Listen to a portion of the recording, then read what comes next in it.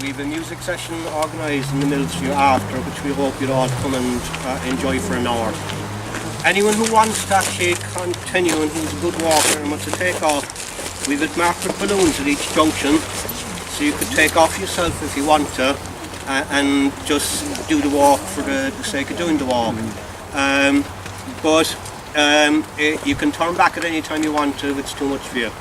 And so that's the essential basics anyway, okay? So look, the first thing I want to explain anyway is where we are. And obviously for anyone who hasn't been here, this is St.Gobnait's Wood. And unlike now last week when I was talking about the Gera and the ancient wood that it was, I wanted to move further into something a little bit more unique, tied up with St.Gobnait. And this whole thing of St.Gobnait's Wood and what it represented, which is basically a special area of conservation. Again, an SSC is protected for its biodiversity and its uniqueness, and it has remnants of ancient woodland about it. But obviously it's not as pure as the Gera, and you'll see there's an awful lot of planted beech and conifers in it, so it's, and like the copper beech is not native to Ireland, but that would have been planted by the old landlords of Coulthurst that would have had the mill 200 years ago as a sort of hunting lodge, and they landscaped it. But it would have been ancient woodland they landscaped, so a lot of the ancient characteristics are still inside in it. And when we go up into it, I'm going to try and stop and hopefully find a space where we can all stand around, and I'll explain about the ecology of the woodland and identify some of the plants, the flowers and so on and so forth. But the more important point I want to raise here is the significance of St.Gobnait in relation to this wood and why St.Gobnait would have come here at all. And it was all to do with the fact that the ancient woodlands were incredibly important to ancient society, pre-Christian, or what we would describe as the pagan times, going back into the Iron Age and the Bronze Age. The forests, they had their problems with wolves and the rest of it, but they had an awful lot of spiritual understanding of nature, and they had sacred trees and they had sacred groves. The word for the sacred tree is bile, and it was a sacred grove to the Fidnail. And this is where maybe the pagans, as we call them, the Bronze Age people, the Iron Age people, this is where they worshipped, whatever. So when Christianity came, it was up to the Christian disciples, I tend to go out and find where the pagan sites were and try and convert the people. So it's one of the reasons probably why St.Gobnait's ended up coming here. It was a pagan site, there was something very spiritually significant about it, and it looks like it might have been a colony of nuns, so to speak, were operating here. Even so there's two arguments that St.Gobnait was a Christian like St. Finbar, whatever, St. Patrick, coming to convert the pagans. Other people tend to suggest that no, she actually was one of the actual priestesses of the old pagan religion, and they managed to convert her. And by converting her, they get the people to follow. So I'm going to delve into that whole aspect of sacred trees and sacred groves, especially when we get up into the shrine and explain the significance of St.Gobnait. But in the meantime, we're just going to actually have a look at the ancient woodland and identify some of the species for you and show you where it connects with our ancient history, going back almost 3,000 years ago to the beginning of the Iron Age and before that again. So we'll follow up through the wood, and anyone who spots anything that they want to get identified, I'll do my best, especially the flowers and the ferns. We'll keep away from the mosses and the things like that. They're a little bit more tricky, but we'll do the general stuff. Okay? Yeah. So we're off a 3 walks week, Survival Ridge, and lots of people. It's quite a good turnout. It's a 5-hour walk, but I don't guess we'll be doing it.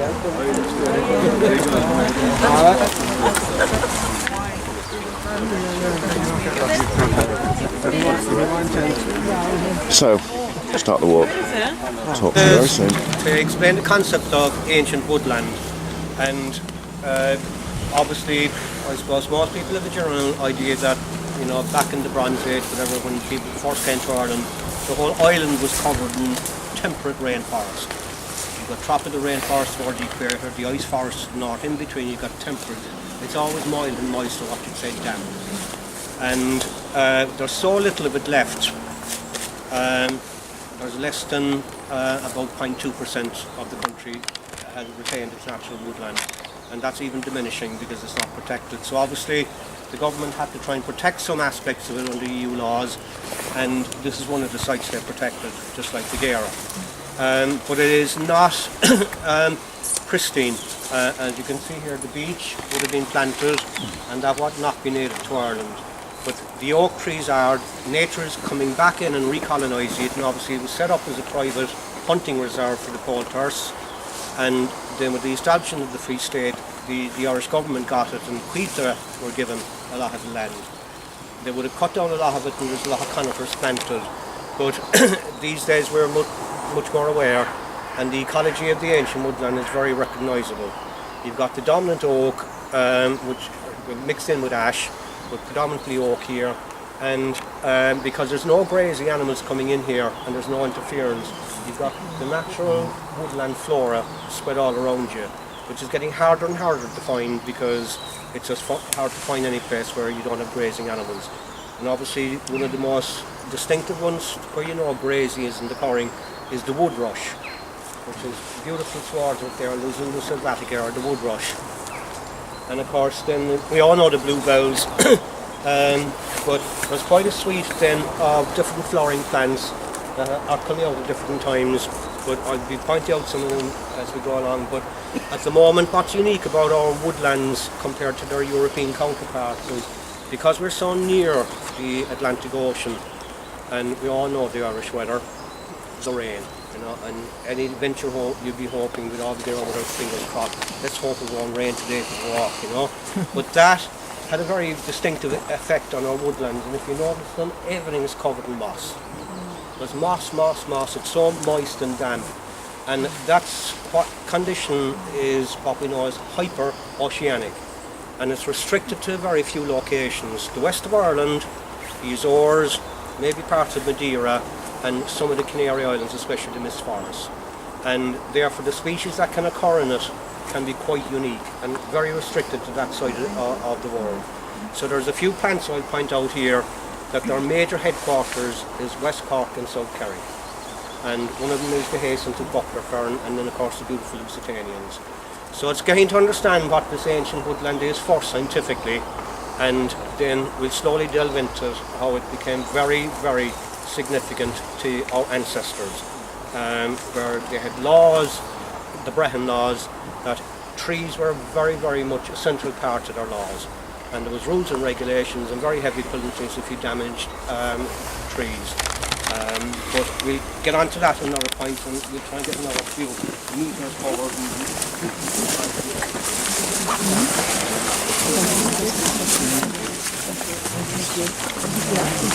Don't know when we do.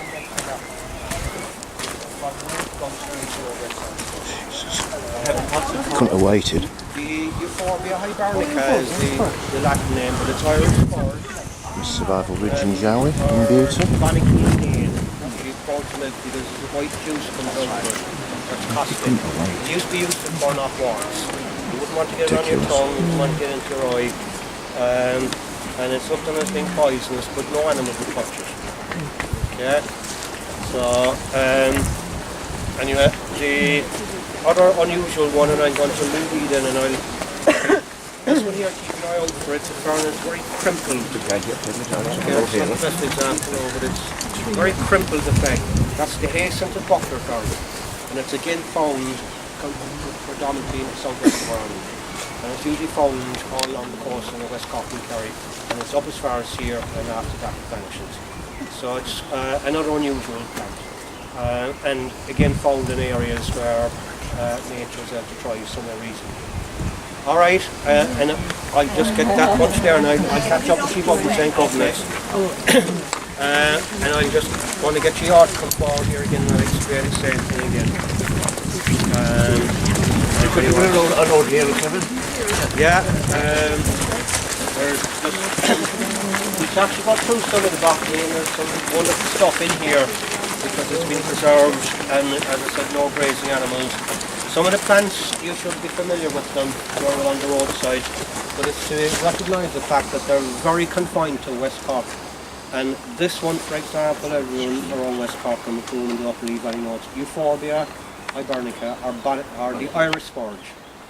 And it has a white latex fluid coming out of it when you crack the stem. Its headquarters on the planet is the Upper Lee Valley, West Cork, and places like that. They don't know where it came from. It's not found in England, it's not found in mainland Europe, and there's just a big scientific question mark over it. So the only conclusion is that it survived from before the last ice age. In some pockets somewhere in West Cork and Kerry, and it's quite an unusual plant, and it's what we call one of the Lusitanians. And we tie it up with the Kerry sloe and St. Patrick's cabbage, which we'll come across later on. It is looked at as being poisonous, but no animal will touch it.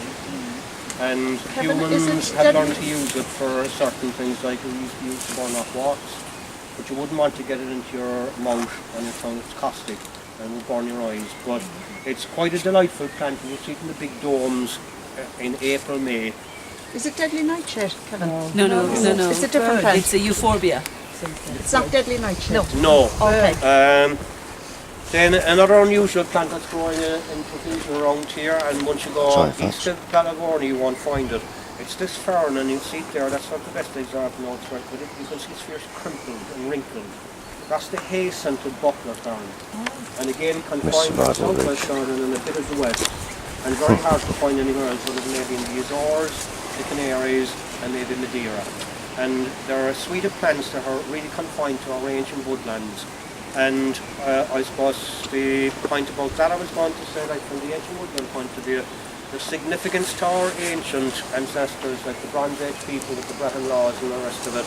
And even when they set up the Ogham alphabet during the Iron Age, the Ogham alphabet, which is the lines and the stones, their alphabet, A, B, C, D, whatever, they were all based on the names of trees. Trees were so important to them. So A is Aran, and which is the Irish for elm tree. B, Bit, which is Irish for bit, birch tree. C, Col, which is the Irish for hazel. D, Dar, which is the oak tree. So there's an awful lot of ancient history tied into our woodlands that go beyond ecology. And that's the point I'm going to bring out about when we get up to St.Gobnait. And why she might have had to come here and to try and break that link that the pagans have with the ancient woodlands, that they just thought was a bit too extreme, even though we've come full circle. You know, Pope Francis saying we have to go back to the trees. So it's an interesting circle. Okay, look, we keep going. A beautiful spot, as you can see. Some magical places.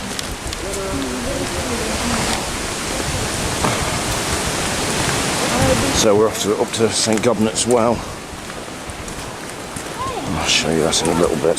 Talk to you soon. Purposes, are just trees providing the actual materials to actually build our houses, provide the food. We're in St.Gobnait's church.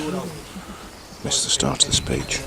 Eventually then, some trees became incredibly safe, especially if you did it for so long. There's not as many people as last time. A yew tree, try to groups and gone from there. A lot of the other stuff connected with St.Gobnait then, I suppose people come here and they want to touch the tree and they just start with spiritual tank. That's to do with Christian, even though it's originally pagan.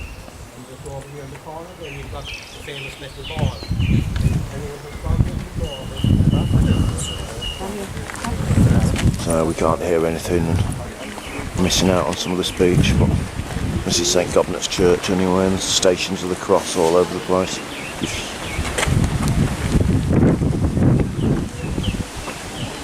It's survival rich. And Beauty, and Bailey, and Jowie. Smile! Jowie. true hat or enemies to destroy them and stuff like that. But it also has the symbolism of the power to heal.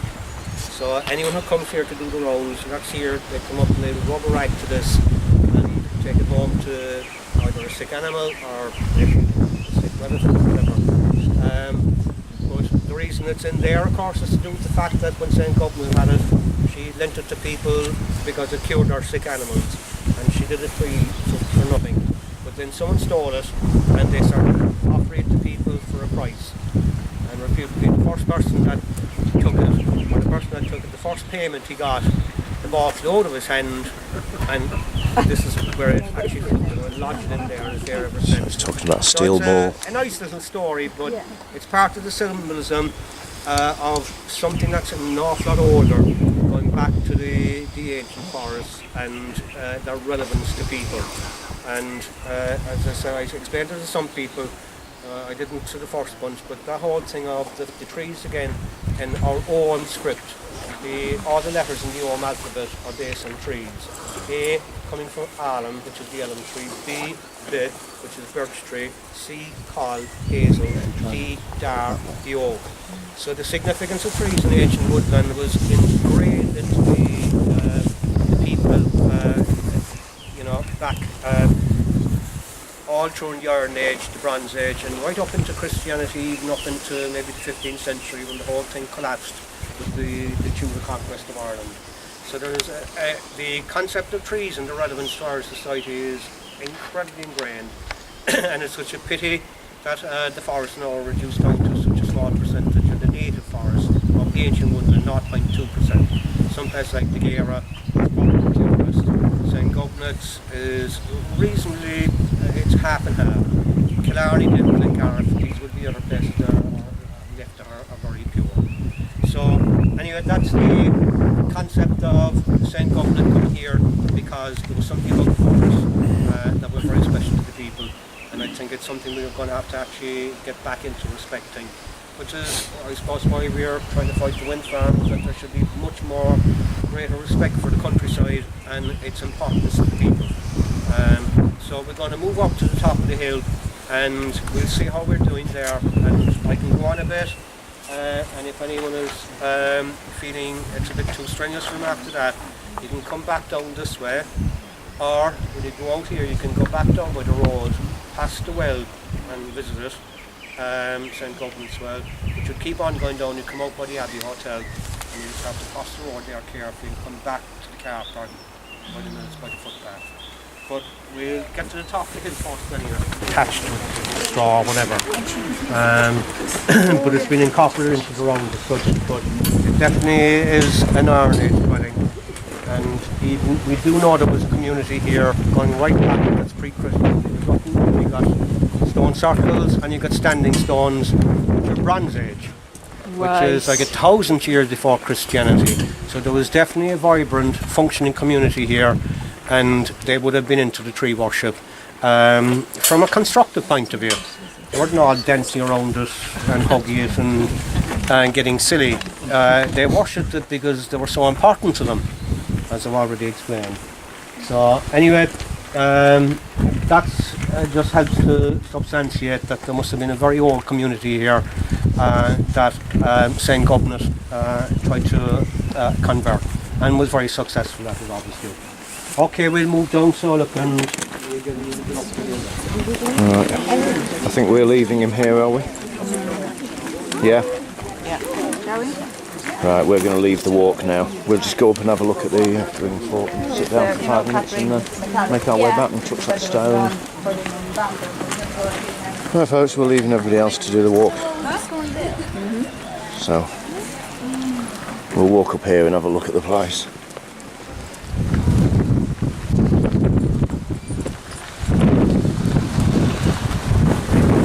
Bailey's eager to be off. I'll let him off when we get up here.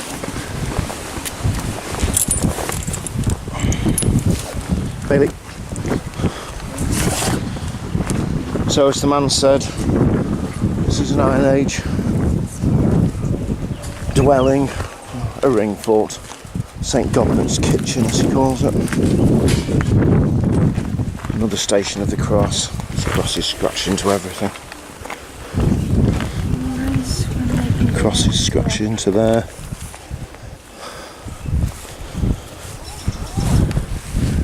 Cross is scratched into there.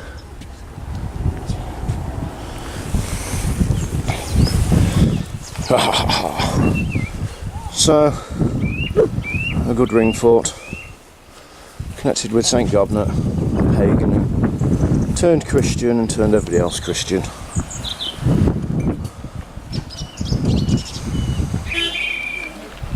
Magical place.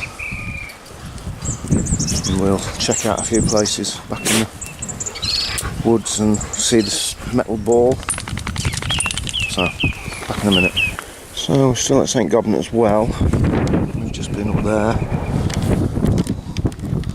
It's supposed to be St.Gobnait, pagan priestess who turned Christian. And that's St.Gobnait's kitchen, the little ring stone, or ring fort. And this is supposed to be St.Gobnait's grave. Lots of bits and pieces people have left over the years. Crosses scratched in the rock.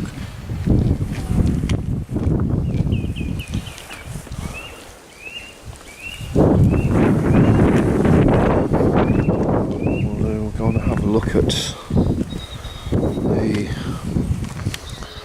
metal ball that St.Gobnait handed to people to heal them.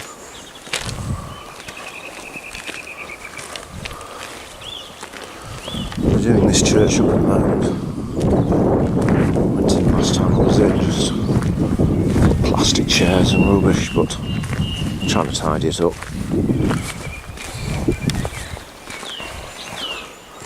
So as far as we can gather, the people are walking to the top of that hill up there.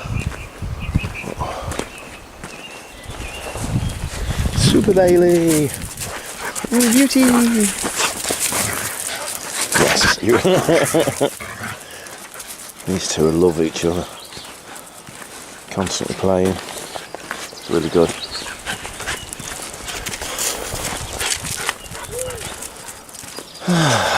Mighty yew trees. Symbols of pagan history in Christian churchyards.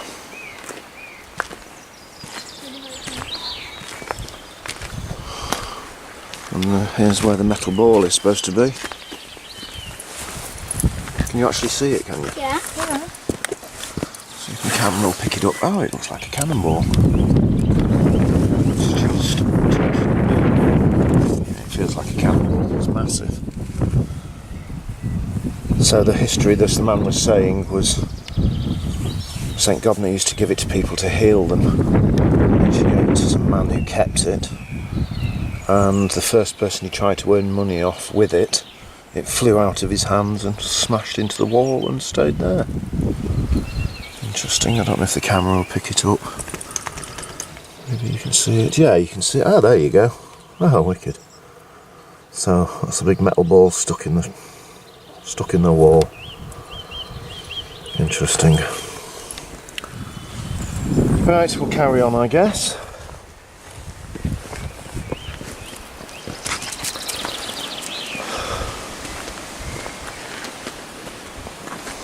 Can you feel it? Cool. So I think we're just going to go back down the woodland.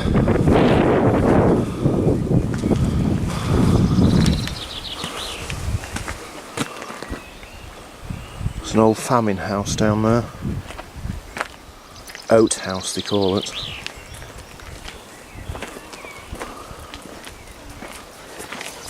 There it is, marked on the wall. This woman's face, I tell you, if she smiled, her face would crack off. Anyway, there's supposed to be a shieling a gig in here. You'll have to you'll have to internet search what that is. Maybe I'll find one and put a picture up, but we had a look and couldn't find it. So there's more stations of the crossing here. People come in here and pray. Varying things.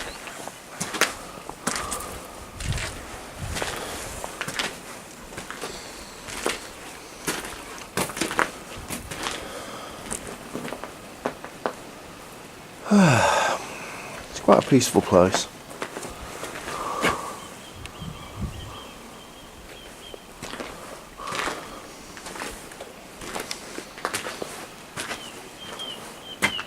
So that's pretty much our walk for today, back down through the woodland.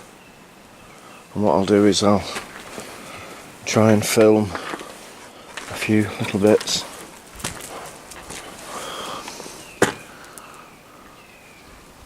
Just of nice trees and a nice bit of stonework and rocks.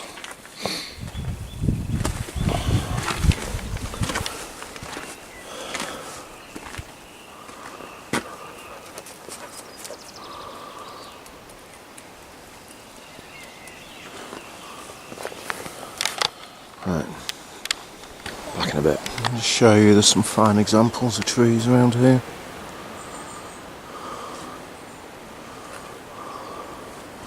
This is a very nice walk and we've started doing this quite a bit.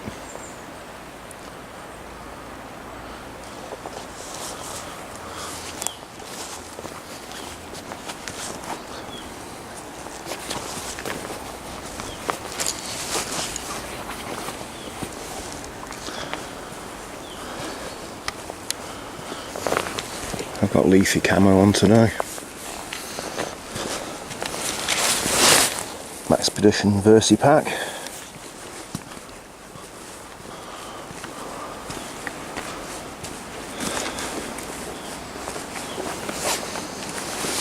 Hayax boots. Oh yeah, me in jeans, you don't see that very often, do you? You're my best boy. Wait for me, don't you?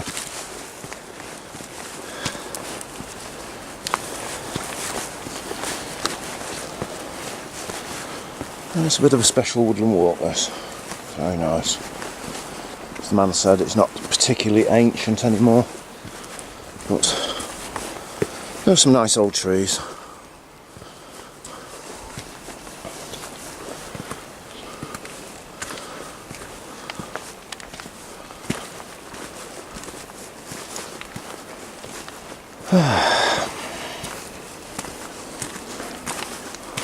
I'll try and catch them up. A few nice pieces of outcropping rock along the way. Everything covered in moss. It is like a rainforest, this place.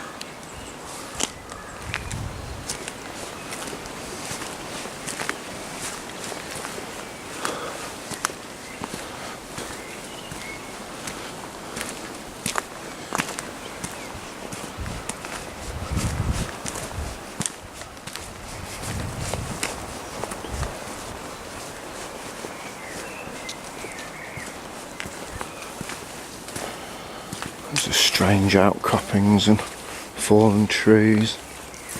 It's nice that it's not maintained at all, really.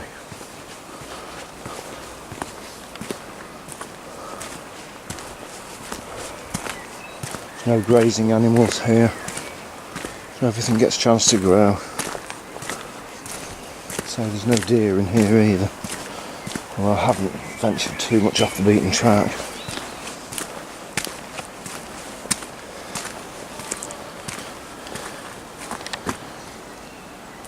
Joey picked up some balloons.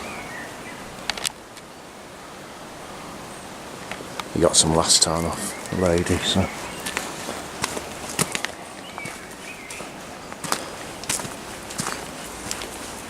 Dogs are in their element. This way, mister.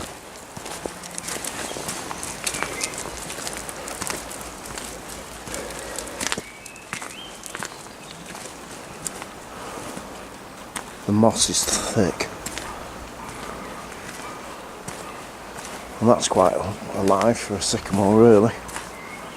Ferns living on it. Very nice.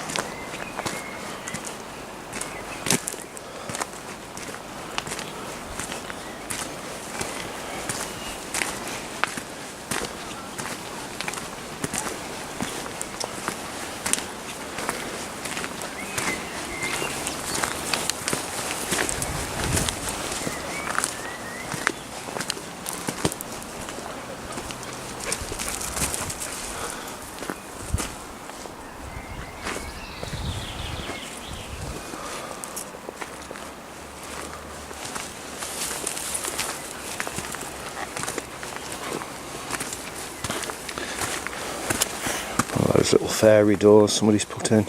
Nice touch.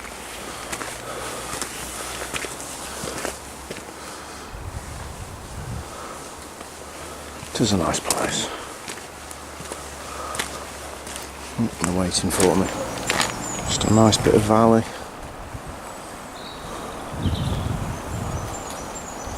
don't know if the camera will catch it really. Sure is a beautiful place to be. Bailey's in his element.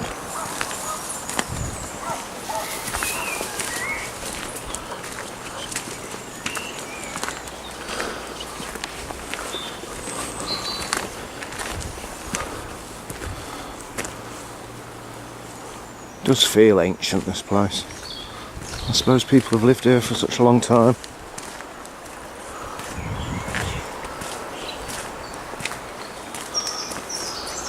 Just clumps of moss, thick. Right, ever onward. Just another nice bit of outcrop.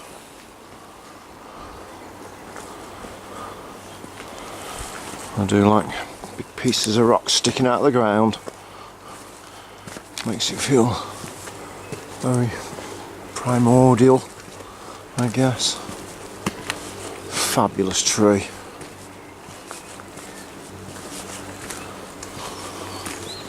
Some do give the impression that it's an old place.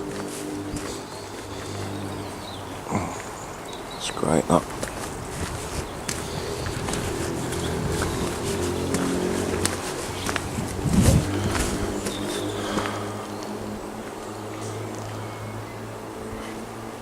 Lucky to be living around here. So folks, quick equipment check of what I've been wearing for today. Got the Maxpedition Versi pack with water and first aid kit, camera. Have the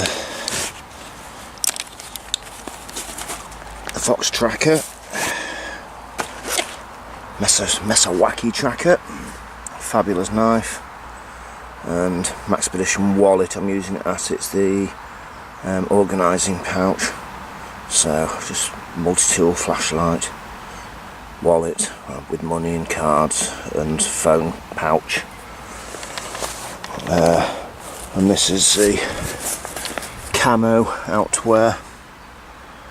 Had this years. It's a good camo jacket, fabulous pattern for woodland and riversides. It was designed as a fishing jacket. Trouble is, you're sweating it. It's supposed to be breathable, but it's not. But I'll just show you the knife. You've seen it before anyway. It's the Mesawaki tracker. Italian knife. Best knife I've ever owned, I'd say, really. So, quick gear check before we go for a pint in the local pub. I'm going to have some of the local brewed beer. We might get some chips and things like that. Keep the kid happy. Keep me happy. Keep us all happy. So, survival ridge out, and of course, don't forget to stay prepared.